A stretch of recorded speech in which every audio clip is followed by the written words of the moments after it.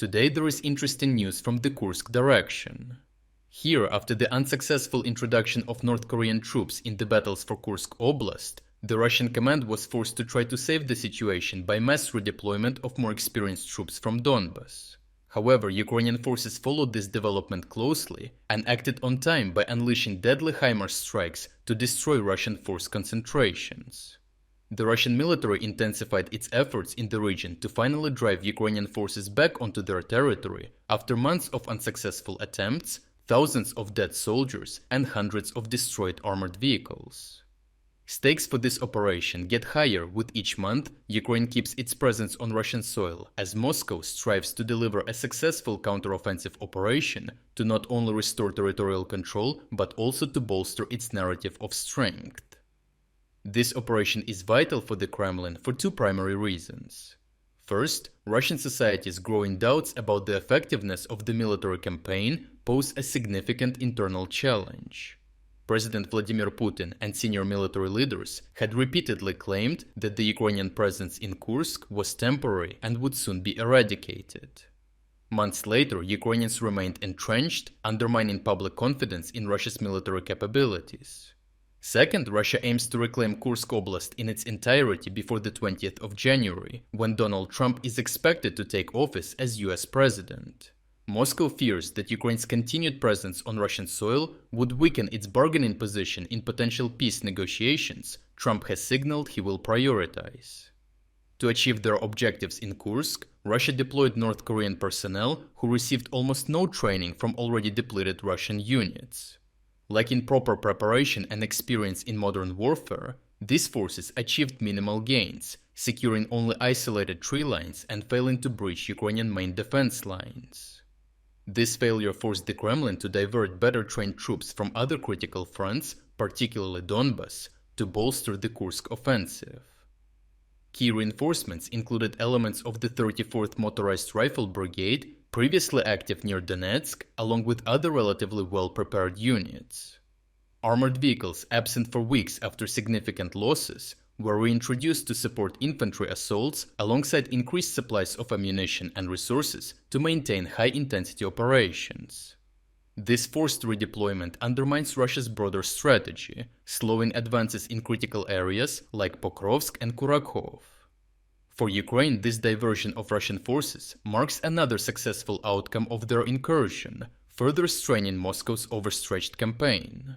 While Russia's reinforcements temporarily increased pressure on Kursk, they also provided Ukrainian intelligence with critical opportunities to exploit. Ukrainian reconnaissance units, utilizing a combination of satellite imagery, intercepted communications, and drone surveillance, tracked the surge in troop and supply movements. Such large-scale redeployments generate detectable patterns, convoys on roads, increased activity at staging areas, and communication spikes, all of which help pinpoint key Russian positions. This intelligence enabled Ukraine to execute prevention strikes, effectively neutralizing the reinforcements before they could achieve operational goals. The target of the first Ukrainian HIMARS strike became the command post of the 810th Naval Infantry Brigade in Lvov-Kursk Oblast. It was brought in to compensate for the destructed 155th Brigade that was obliterated earlier in the region. 8th 10th Brigade was also supposed to train and integrate North Korean forces, but the Ukrainian strike killed the brigade's deputy commander and at least a dozen other staff officers, severely disrupting Russian operational coherence. Another HIMARS strike targeted Russian troop concentrations in Rilsk, including a residential area and public buildings housing soldiers, delivering another blow to Russian morale and logistics.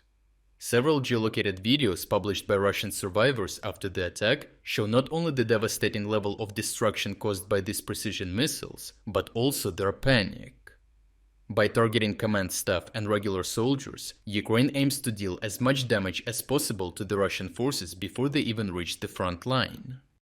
Overall, despite amplifying their operation with North Koreans, the Russian counteroffensive in Kursk has stalled. Ukrainian defenses remain intact, and Russian operational objectives appear increasingly unattainable.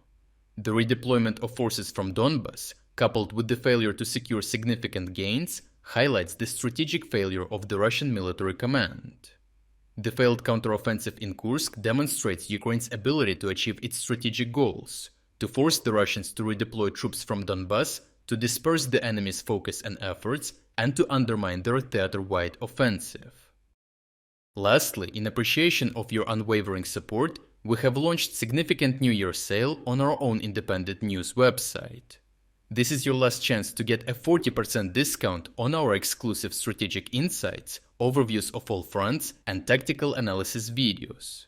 If you wanted to support my work but never got a chance, now is an ideal opportunity to make a purchase. Check out the link in the description to take advantage of the sale and subscribe to our newly launched independent news website.